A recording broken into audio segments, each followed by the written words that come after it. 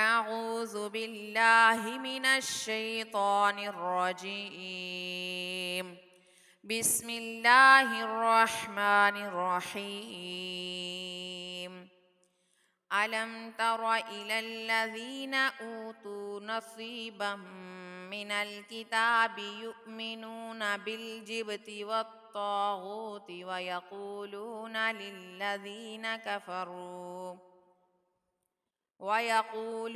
للذين كفروا هؤلاء أهدى من الذين آمنوا سبيلا. أولئك الذين لعنهم الله ومن يلعن الله فلن تجد له نصيرا. أم لهم نصيب من الملك فإذا لا يؤتون الناس نقيرا.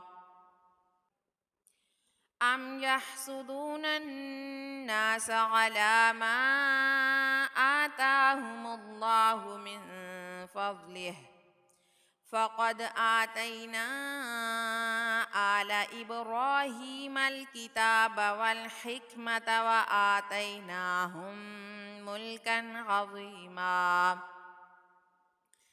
فمنهم من آمن به ومنهم من صد عنه وكفى بجهنم سعيرا. إن الذين كفروا بآياتنا سوف نصليهم نارا كلما نضجت جلودهم بدلناهم جلودا غيرها ليذوقوا العذاب إن الله كان عزيزا حكيما. والذين آمنوا وعملوا الصالحات سندخلهم جنات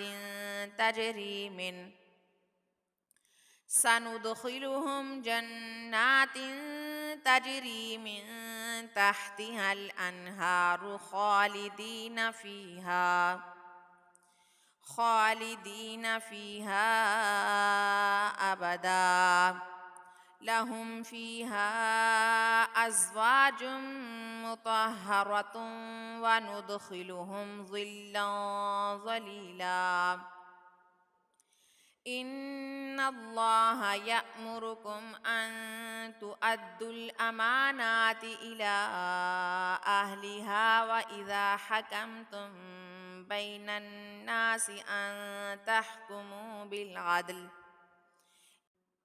إن الله نعم ما يعظكم به إن الله كان سميعا بصيرا.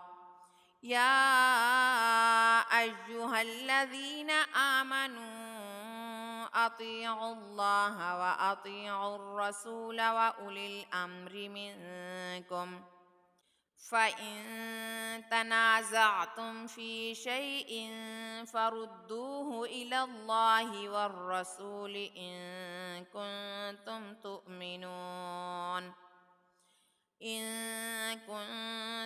تؤمنون بالله واليوم الآخر ذلك خير وأحسن تأويلا.